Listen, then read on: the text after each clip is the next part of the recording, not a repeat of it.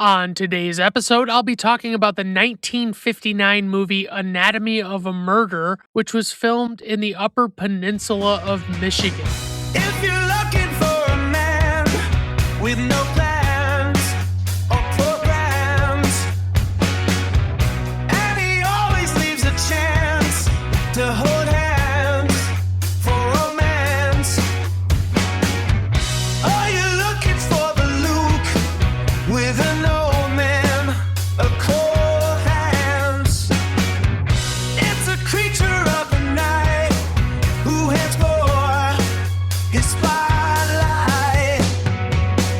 I'm here to welcome you to Brandon at Random Reviews. No method when I choose. It's Brandon at Random Reviews. Yeah.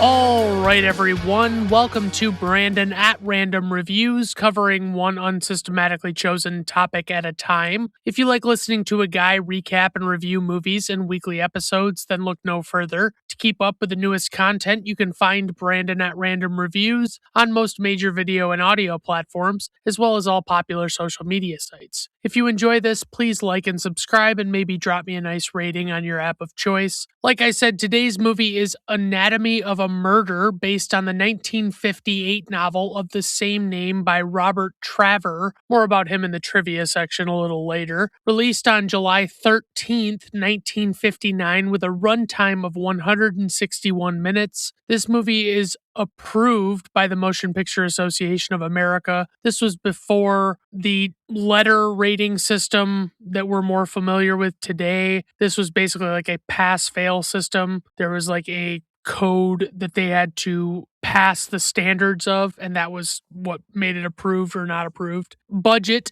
$2 million. Directed and produced by Otto Preminger. He also directed the movie In Harm's Way with John Wayne, which I've never actually seen, but it's John Wayne in one of his more modern military type movies. He's in, I think, the Navy in that movie. Obviously, most people know him as a guy who was in a bunch of Westerns. For the writer, we have Wendell Mays, who was the writer for The Poseidon Adventure, which I've never seen, but I'm together. It's a pretty well-regarded classic, and I kind of want to check it out. He also wrote the original movie Death Wish with Charles Bronson from the 70s. That one was like one of the original modern revenge tales that we've seen a ton of more recently.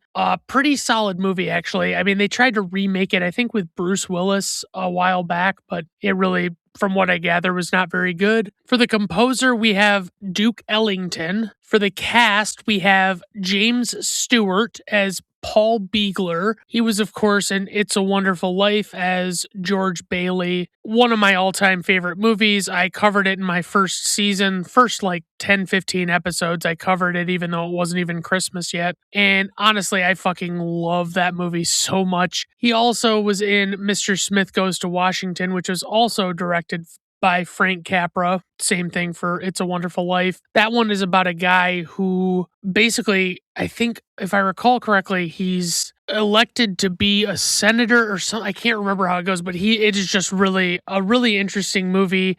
And it kind of shows how someone who is really naive about how the world works and stuff will he goes to the capital of the US and kind of finds out that it's not the wonderful place that he thought it would be after he's been there a while and he's had to deal with some of the nonsense. And James Stewart was also in The Man Who Shot Liberty Valance, which is my favorite Western of all time by a long shot. I don't really know that there's anything I would say is quite as good. I do like quite a few Westerns, but nothing had really got to me like that movie did. Lee Remick plays Laura Mannion. She was in the original The Omen, the one about the kid that's like a little fucking devil child, basically like a spawn of Satan. Ben Gazzara is he plays Lieutenant Frederick Mannion. I tried to find stuff from this era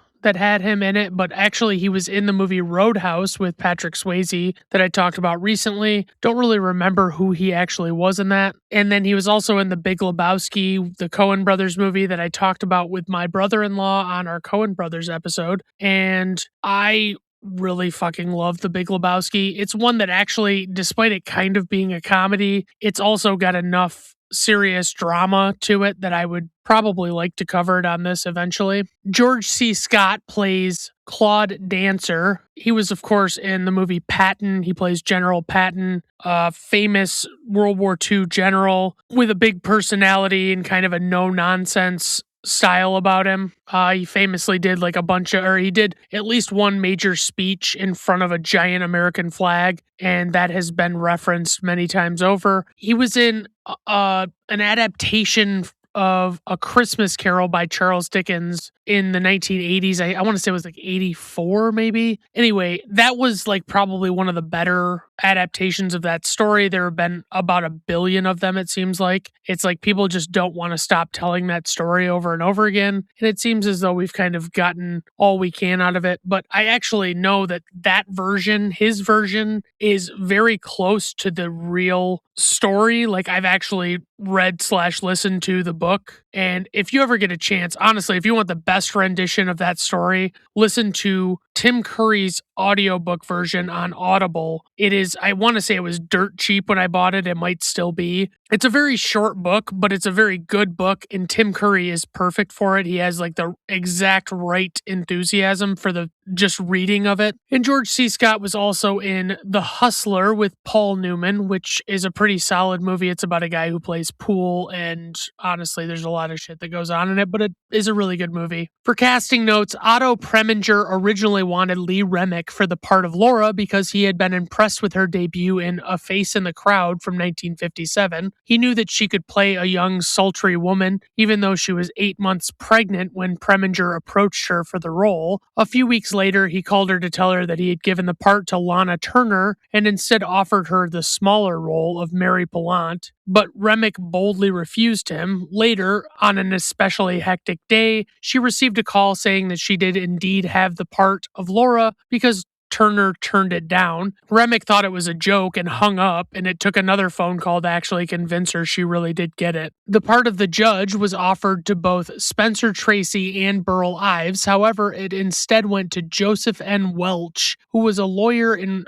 real life and had represented the U.S. Army in the televised Army McCarthy hearings in 1954. Archival footage of these hearings is featured near the end of the 2005 movie Good Night and Good Luck from 2005. I don't know why I said 2005 twice. Along with Glory from 1989, Crimson Tide from 1995, Independence Day from 1996, and The Dark Knight from 2008. This is one of only 5 films whose purely orchestral soundtracks won the Grammy Award for Best Score, despite not being nominated for an Academy Award for Best Original Score. Gregory Peck was also considered for the lead role, which ultimately went to James Stewart, and honestly, he already played Atticus Finch, which is a courtroom drama, so it would have felt a little, like already done kind of thing.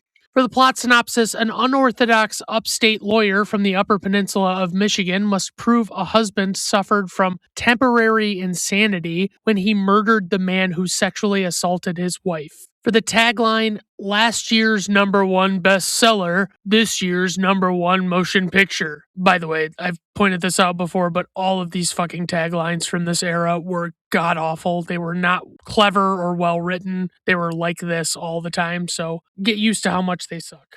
Alright guys, let's just dive right into the plot of this motherfucking movie. The thing about this movie is that it was primarily shot on location near the actual events portrayed in the film. I cannot stress that enough. A lot of movies, especially during this era, were shot on sound stages and weren't filmed on location because of the tremendous costs that came with it. The film is based on a 1958 novel, like I mentioned, written by John D. Volker under the name of Robert Traver. Volker was a Michigan Supreme Court justice who actually defended a very similar case in 1952 in the same area. Jimmy Stewart portrays Paul Beegler, a backwoods Upper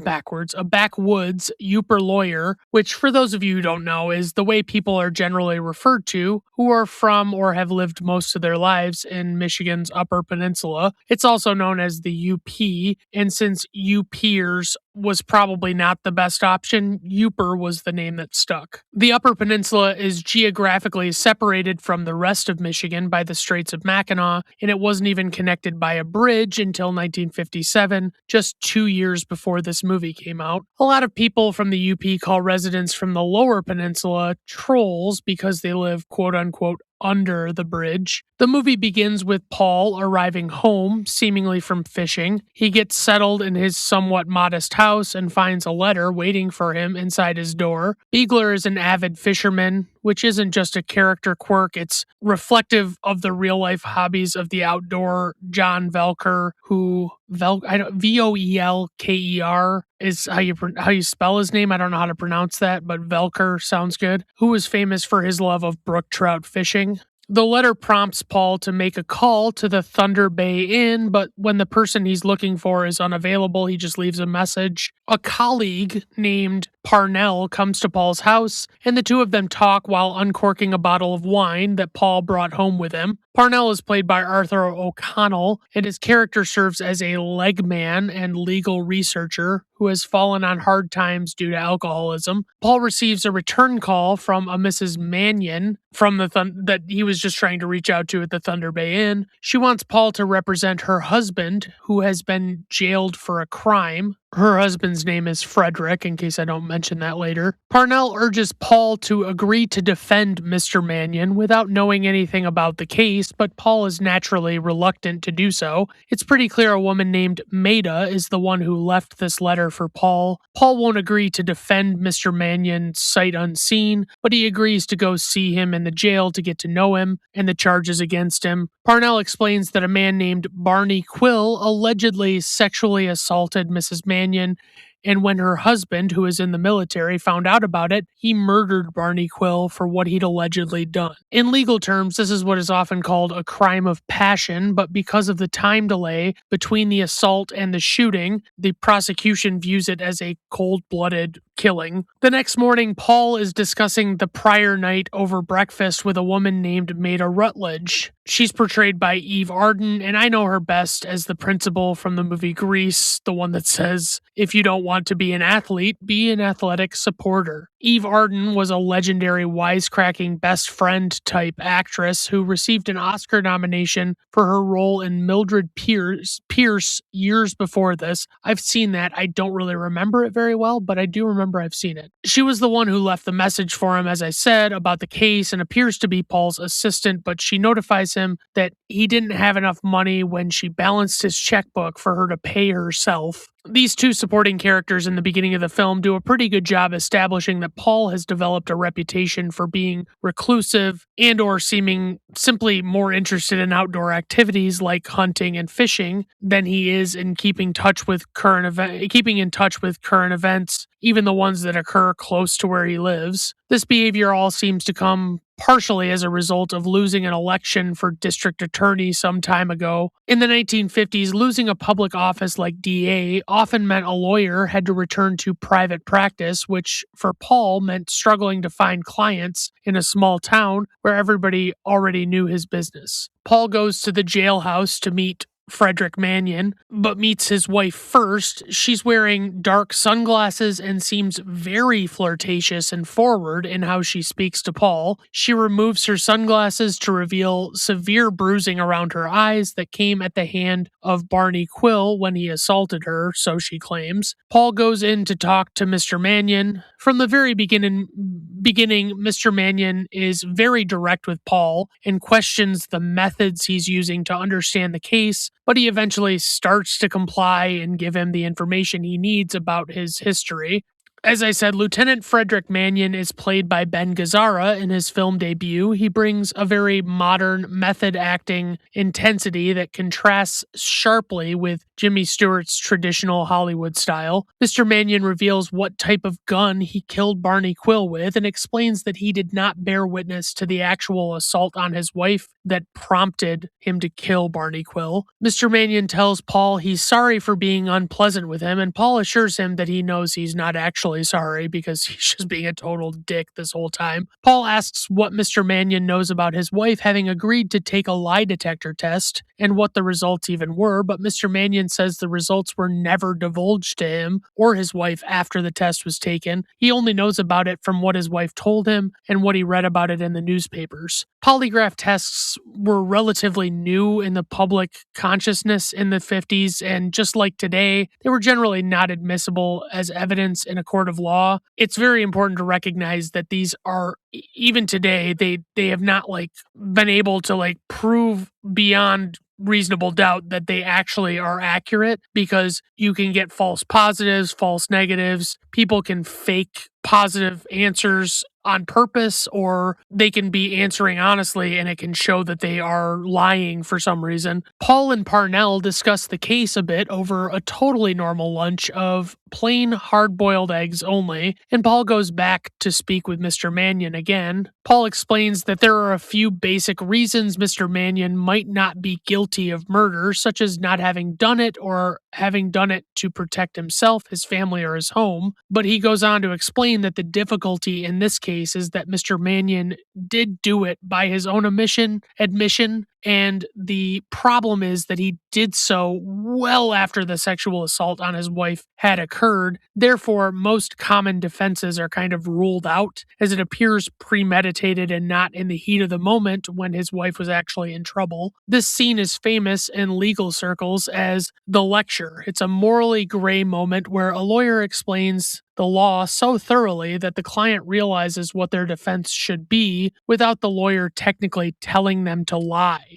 Mr. Mannion gets frustrated as he takes this to mean that Paul wants him to plead guilty to first-degree murder, but Paul assures him that he's not telling him to do that or anything else. Rather, he's trying to help him understand the letter of the law. Mr. Mannion explains to Paul that he must have been mad at the time of the crime, and Paul tells him that anger is no excuse, but Mannion clarifies that he actually meant he was crazy when he did it, and Paul considers that for a bit just before returning home. Mrs. Mannion is casually waiting for Paul when he gets there, to his house, and she asks him to call her Laura, which I like because it's fewer syllables and easier for my dictation software to pick up on. Laura is played by Lee Remick, who is only about 23 years old at the time of shooting. Her character is meant to be provocative, which was a huge risk under strict movie censorship codes of this era. Laura has Paul light her cigarette very flirtatiously again and proceeds to explain what her first marriage before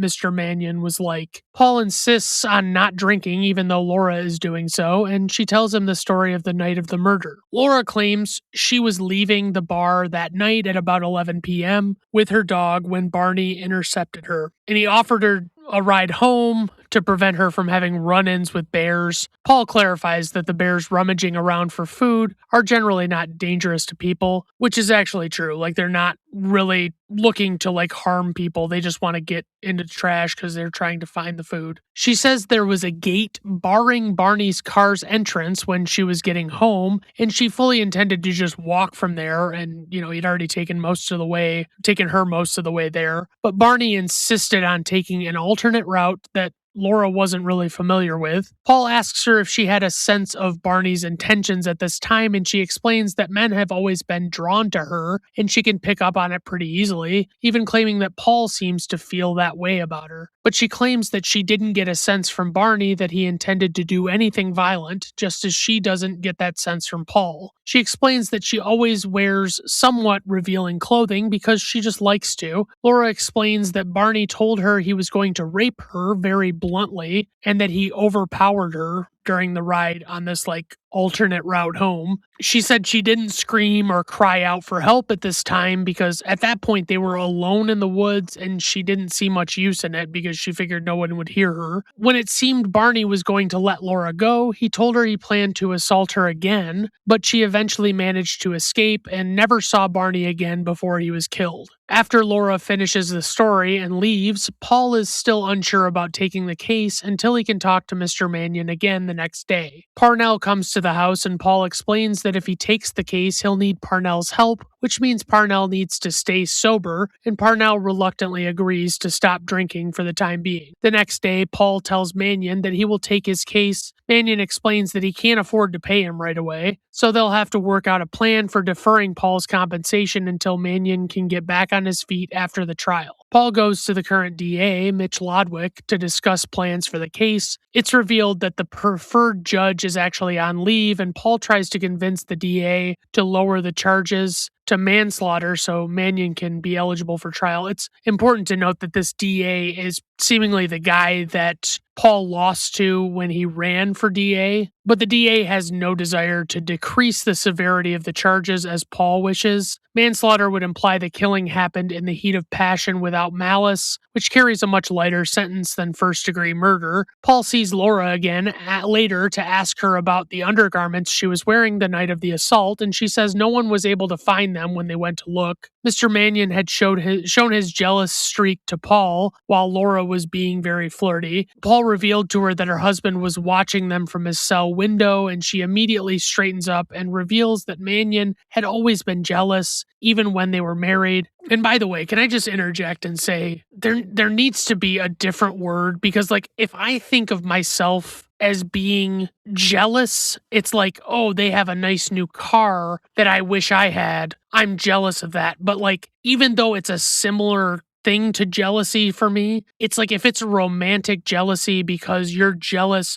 of the attention that another person is getting from your significant other, it isn't the same to me. It needs to have like a distinct word, but it doesn't. So jealous is what we're stuck with. Later on, Paul goes to the bar where Laura was the night of the incident and pokes around a bit. He tries to put together theories before the barkeep, Mr. Paquette, shows up to talk. The bar scenes were filmed in the real-life Lumberjack Tavern in Big Bay, Michigan, which is where the actual murder that inspired the book took place. Paquette explains that the night of the murder, Mannion had even threatened him with a gun after murdering Barney. He refuses to talk more about the incident, though, until he is forced to in court, which is, by the way, fucking smart thinking. Like, don't fucking tell some random lawyer a whole bunch of shit about your story and incriminate yourself, potentially. But he reveals that a woman named Mary Pallant, who was Barney's manager, is likely to inherit the bar.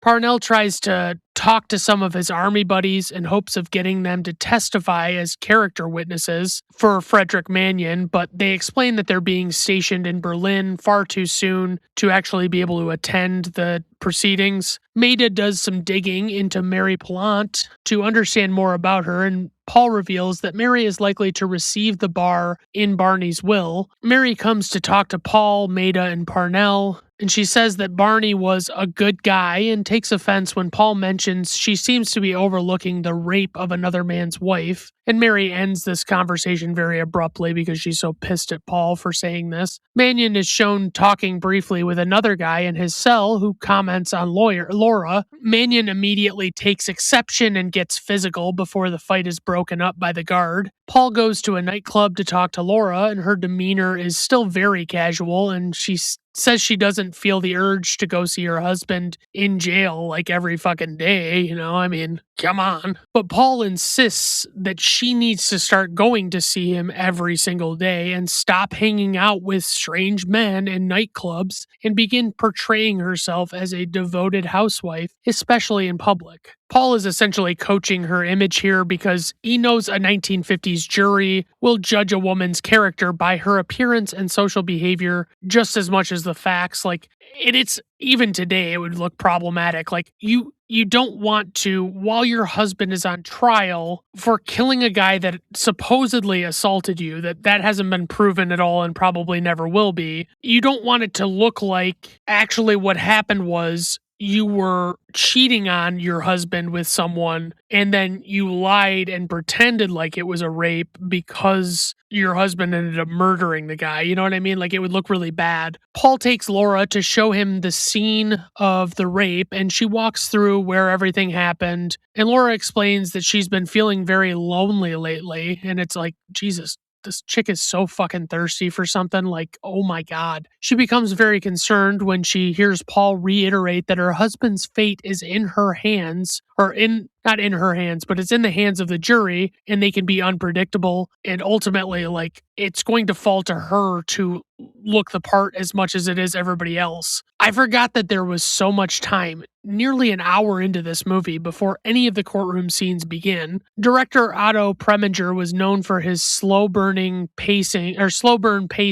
focusing on the atmosphere of the town and the psychological state of the characters before the legal fireworks start. A downstate replacement, Judge Weaver, sits in the place of Judge Maitland, who normally would have been presiding over this case. Judge Weaver is played by Joseph N. Welch, who was not a professional actor. He was actually a real-life lawyer, famous for dressing down Senator Joseph McCarthy during the televised Army McCarthy hearings with the line, "Have you no sense of decency, sir?" Judge Weaver introduces the trial. He has a pretty lighthearted personality and even comments on his tendency to fall asleep and his need to be nudged awake occasionally. And this judge is fucking delightful. I fucking love this character. Just the way he acts and all this stuff is just hilarious. Like, he's very innocent seeming. Like, he's not like a typical, especially for courtroom movies, like the kind of judge you'd normally see where they're like no nonsense and all that stuff. It's like he deals with them more like he's a grandparent to and their grandchildren that are actually being like lawyering this case and stuff. So anyway, when introductions are made, it's explained that Frederick Mannion is not present because he was sent to Detroit to receive a psychiatric evaluation. Strangely, this move was done in an unorthodox way, with the agreement of D.A. Lodwick due to Mannion's military status. The judge agrees to arraign Mannion when he comes back, and Mannion meets Parnell and Paul at the train station and shares that the psychiatrist claimed he committed the murder under irresistible impulse, which is a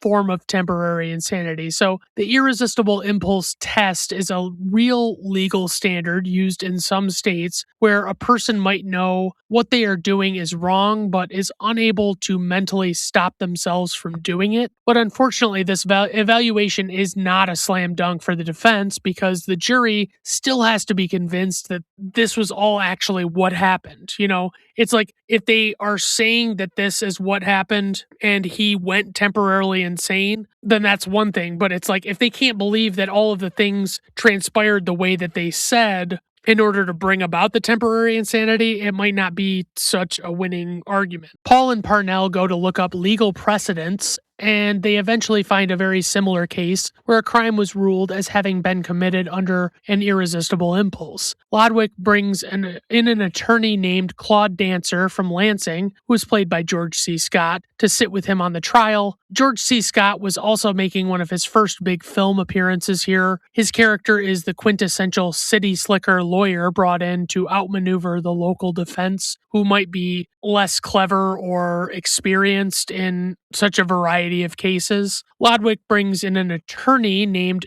or I'm sorry, I already said that. Dancer says that asks the oh my God, I am really shitting the bed. Dancer asks that the prosecution be able to have their own psychiatrist examine Mannion and suggests a brief adjournment to save time.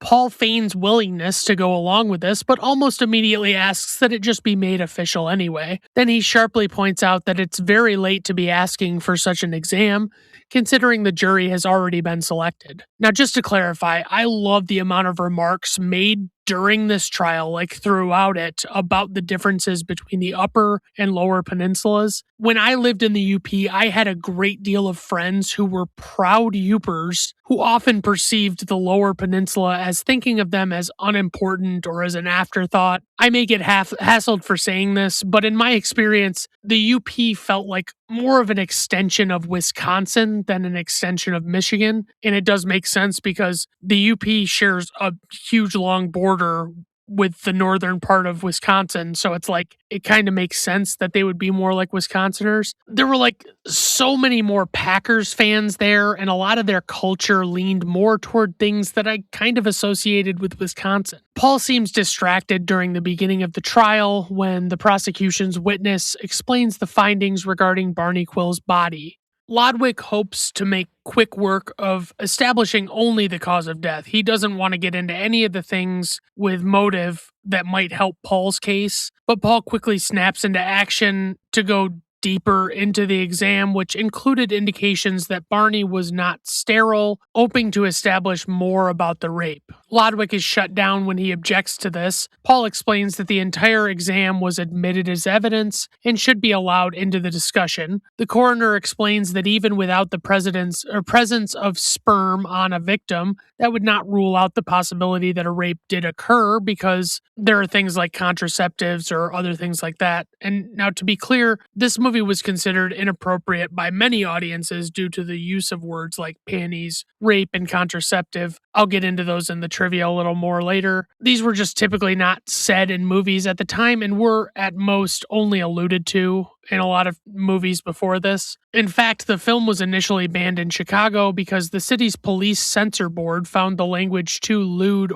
and obscene for the general public. The coroner explains that he could have determined if Barney had orgasmed shortly before his death, but he wasn't asked by the prosecution to do so, which also this kind of paints the picture of obviously, lawyers are pieces of shit a lot of the time, and this is kind of a great example because it's like they clearly did this really quick decision examination and didn't involve Paul in the discussion or anything. And so it's like now they get to admit it as evidence, and it's only including information that would benefit their side of the case, and that's kind of why. So like Paul comments on the fact that they're only looking to help their side of the case, but he's forced to withdraw the statement, and the jury's just told to disregard his comments. And when Paul sits down, Mannion asks how the jury could possibly disregard something that they've already heard, but Paul smugly reveals that they can't, suggesting it's a tactic to sway their perception. A crime scene photographer named Mr. Burke is called to testify, and just when Paul is about to decline cross-examination, Laura nudges him to tell him that Burke photographed her that night as well, despite those photos not being admitted into evidence. The tactic here is that the prosecution is simply prosecuting a murder. They're not going out of their way to include evidence that would imply any justifiable motive on the whole murder thing. They want to just convict him of it and be done with it. So Paul is now taking every opportunity to point out that this is how they handled things to make them look unfair.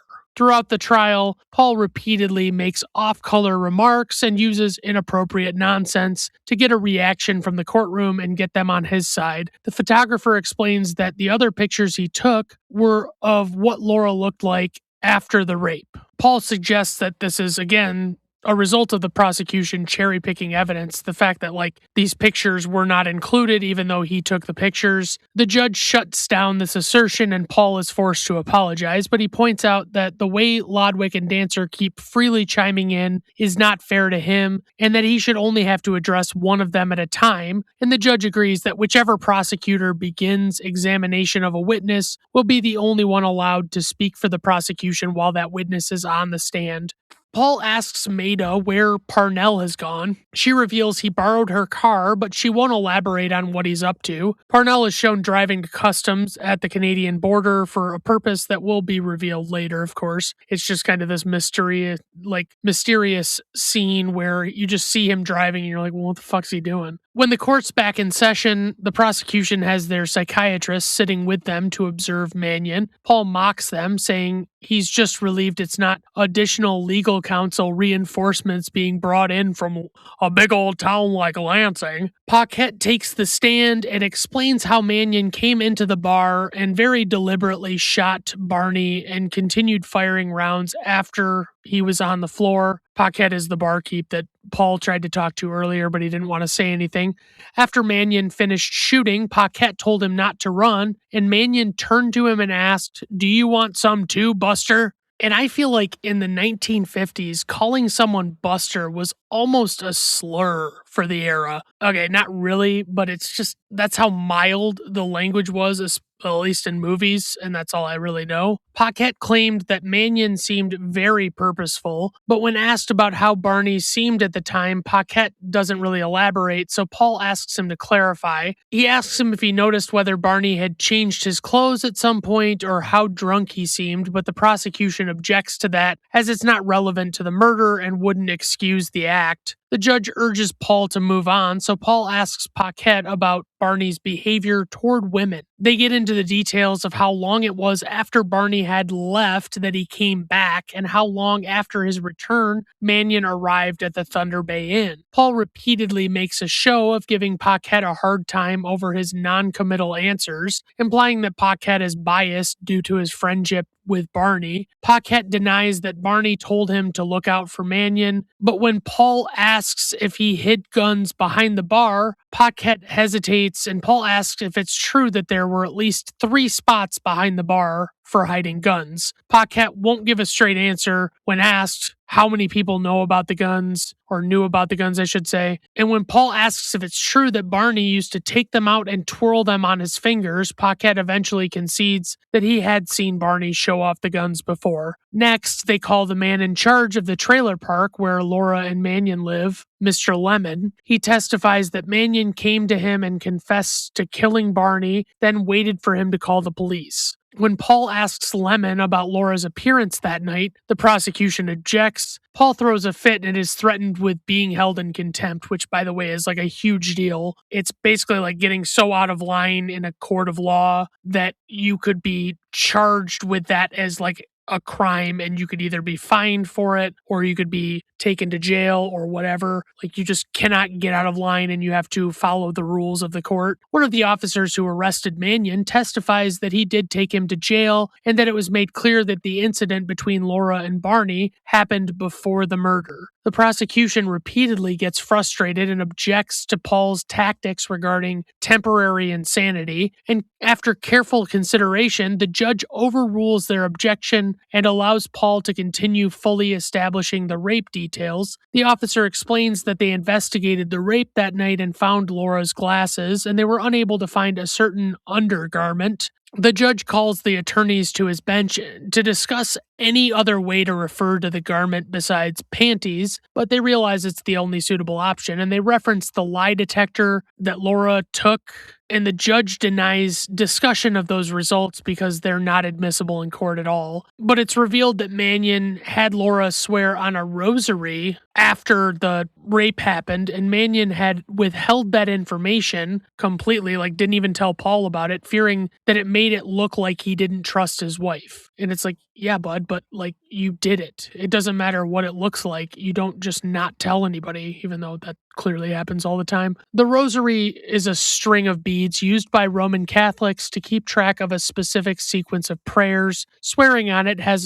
was like a way to prove one's truthfulness before God, which was a heavy emotional detail for a jury in 1959. Paul is frustrated by the couple's omission of the detail and sternly tells them to be fully truthful when they take the stand. When the trial resumes, they recall Paquette to the stand to ask more about Laura's appearance that night. He explains that she was wearing tight clothes and was playing pinball in a way that was deliberately seductive and overly friendly with Barney. Paul argues with Paquette that his portrayal of Laura's behavior is unfair and is no indication that it was problematic. They adjourn until the next morning, and we suddenly see Parnell driving at night and getting into a significant accident. Parnell reveals that he went to investigate Mary Pallant's backstory because he thought her story was a little unusual. I mean, if you think about it, she was supposedly just the manager of the Thunder Bay Inn, and somehow she's going to be inheriting this from the guy who owned it. And he found out that she was actually born out of wedlock, and her father was actually Barney Quill, so it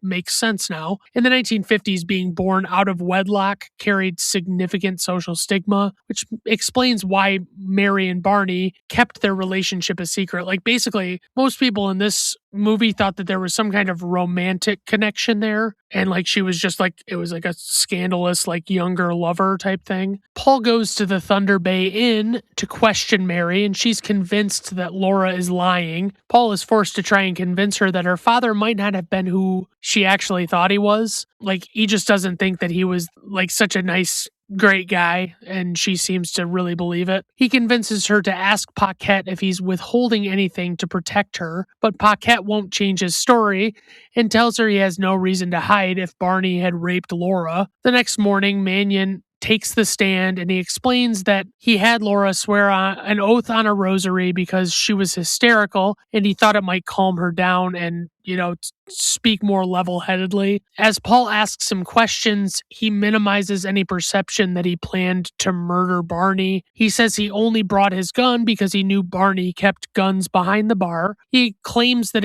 he doesn't remember much of the incident clearly, letting it seem like his mind wasn't all there during the events. Repeatedly, the prosecution asks witnesses if Mannion seemed to be in complete possession of his faculties, and they all said he did seem to be. I mean, almost, I want to say every fucking witness throughout this sequence gets asked that at the very end. Did he seem to be in complete possession of his faculties? Anyway, Dancer cross-examines Mannion about his military experience and whether past killings in the army had conditioned him in a certain sort of way. Laura takes the stand and testifies that Mannion lay in bed with her before going to kill Barney. He left for a while and came back brandishing the murder weapon and confessed to her. They bring in Laura's dog for a demonstration, and we can see that Mary Pallant is actually in the audience watching the trial, and she appears to be nervous, and it shows how the dog held Laura's flashlight the night of the rape. Dancer begins questioning Laura about her first marriage and establishes that she married Mannion 3 days after her divorce was final. And he also establishes that as a Catholic, the divorce might have put her in bad standing with her religion, potentially nullifying the confidence in her swearing on a rosary. And I mean, it's important to note that, that's a really good thing to point out if you want to make her look like she might be a promiscuous person and she might be out cheating on her husband. If your divorce wasn't even final yet, or if your divorce just became final and 3 days later you married someone else, chances are very good that you were getting involved with that new person that you ended up marrying before your divorce was final. And whether or not you want to argue that they were divorced, or they were getting divorced, they were in the proceedings, it's not that bad because people, move on once they know that's happening. But I mean, it just kind of establishes that she has questionable character problems. Dancer grills her about why she would have agreed to ride with Barney that night. The story about the fear of bears doesn't really hold water considering she hadn't had that problem on prior nights.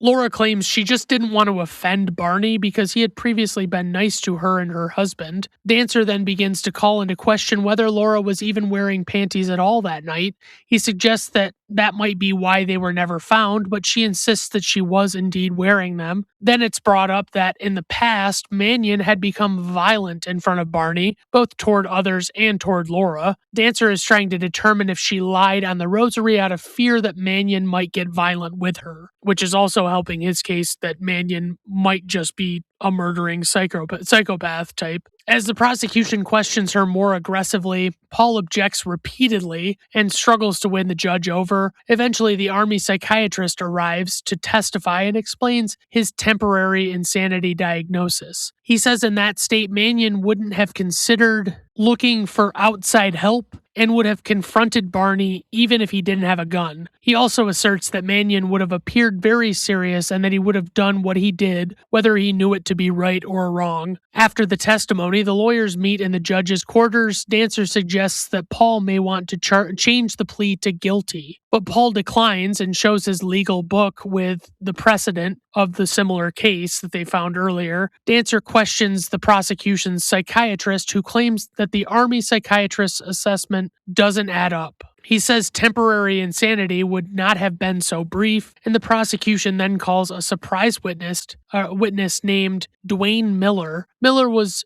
in the cell with Mannion and claims Mannion was bragging about fooling everyone, including Paul and the shrink, and that he was going to attack Laura after he got off. Mannion flips out and yells at Miller and calls him a liar, and the judge is forced to tell him to remain silent, which actually it makes Mannion look a little better. Even though he's got this angry thing, it's he's actually pissed that he's or maybe not, actually, now that I'm thinking about what I just said, it probably just makes him look like a raging psychopath. When Paul cross-examines Miller, he immediately calls his credibility into question by going through his lengthy criminal record. Paul dismisses him, asserting he's not trustworthy. Paul recalls Mannion to the stand, and Mannion insists that there is no truth to Miller's testimony and says he only got physical with Miller for comments he made about his wife. Dancer heavily insinuates that Mannion was abusive toward Laura and says he only got physical with Miller. Or no, I'm sorry. That Mannion was abusive toward Laura, and when Paul redirects, he asks Mannion if he was ever abusive toward Laura or if he ever doubted Barney had raped her, and Mannion says no. When Paul leaves briefly without a recess and calls Paul leaves briefly without a recess and calls Mary Pallant to the stand. Dancer objects to what he considers an attempt to rig the trial. Mary testifies that she has managed the inn for 2 years and explains that laundry is handled with chutes there. She found a pair of women's panties after the murder and didn't learn of their relevance until it came up in the trial. They appear to be as Laura described them earlier when they were asking her about them. Dancer tries to paint a picture that the panties were planted or given to her by Paul. Eventually, in an attempt to assert that Mary was involved romantically with Barney, she's forced to acknowledge that he was actually her father, much to the shock of the entire court, because, it's a small town and everybody fucking knows everybody. As everyone awaits the verdict, Maida, Parnell, and Paul sit around impatiently. The film features a classic jazz score by Duke Ellington, who actually has a cameo in the movie as a character named Pie Eye, who plays piano with Jimmy Stewart at one point. Laura flags down Paul before he gets back to the courtroom and cavalierly jokes with him about things mentioned in the trial, and she says she'll be waiting for Mannion in the car. The jury arrives at a verdict of not guilty by reason of temporary insanity. Paul and Parnell celebrate by driving to Lake Superior to meet the Mannions there. Mr. Lemon gives the two of them a note from Mannion that says they couldn't make it, and the note explains that Mannion had an irresistible impulse to leave, mockingly using the very defense that saved him from prison. Paul casually mentions that he intends to go help Mary settle Barney Quill's estate, and we get the credits. We don't roll credits because they didn't really do that this long ago. All right, so trivia for this movie, and I'm sorry if I mentioned any of these already during the course of the plot. Part of the controversy surrounding this movie was because it included the use of the words bitch, contraceptive, panties, penetration, rape, slut, and sperm. And at the time, that was unheard of to openly say these things on screen in a movie. James Stewart's father was so offended by the film, which he had deemed a dirty picture, that he took out an ad in his local newspaper telling people not to go see it. Otto Preminger sued Columbia Pictures and its TV subsidiary Screen Gems when it sold this film in a package of 60 films to television for $10 million. In New York, ABC interrupted the 160-minute film 13 times with 36 commercials. Preminger was furious that his film was being mutilated and took them to court in a highly publicized case, but he ultimately lost because generally they probably wouldn't have sold all of those movies to TV if they didn't know whether or not they were legally allowed to do so. The interior of Barney Quill's bar is not a movie set. It's the interior of the Thunder Bay Inn Tavern in Big Bay, Michigan. It's approximately 325 yards down the road from the Lumberjack Tavern, where the actual murder on which the novel and film are based took place in 1952. Like I said, the author of this book is actually John Velker, writing under the pen name Robert Traver. John was the defense attorney who served on the real-life trial in 1952 and subsequently became a justice on the Michigan Supreme Court shortly after he received the acceptance letter that the book would be published. The irresistible impulse, which is a version of the insanity defense, used in the movie was the exact legal strategy Velker used for the real trial, a rare plea that hadn't been successful in Michigan since 1888. The law library in the courthouse was actually filmed in the Carnegie Public Library in Ishpeming, Michigan, which is 15 miles west of Marquette. The door that was opened in the courthouse in Marquette was the door to the men's restroom, actually. The movie was filmed on location in Marquette County. This was James Stewart's last Oscar-nominated performance. It was also George C. Scott's first Oscar-nominated performance. The film was banned in Chicago, Illinois upon its release, and a federal judge overturned the banning. George C. Scott plays an attorney working for the Michigan Department of Attorney General, and is described as coming to the Upper Peninsula from Lansing, Michigan. Scott himself moved with his family to Michigan when he was 8 years old and attended school in the southeastern region of the state. He remained a lifelong Detroit Tigers fan into adulthood. Go Tigs! Yeah. All right, on to info and ratings. Opening weekend, unfortunately, there is no info that I could find on the opening weekend because they didn't really keep as good of track of these kinds of things back then. Worldwide gross, 8 million. IMDb rating, 8.0. Letterboxd rating, 4.2. Rotten Tomato critic score, 100%. Rotten Tomato audience score, 91%. Personal rating, 5 out of 5 stars. Praise for this movie. I love the entire premise of Jimmy Stewart's character and how he plays dumb so much, even though he's clearly very intelligent. This is a perfectly executed courtroom drama that manages to keep things pretty interesting throughout. I don't have a lot of criticism for it. I love that it was shot on site in the Upper Peninsula. It's very well regarded by Yoopers who they care enough about history to have learned about it. All right, everyone. Thank you for stopping by. I do appreciate it. Have a good rest of your day. Bye now. I'm here to welcome you to Brandon at Random Reviews. No method when I choose. It's Brandon at Random Reviews. Yeah.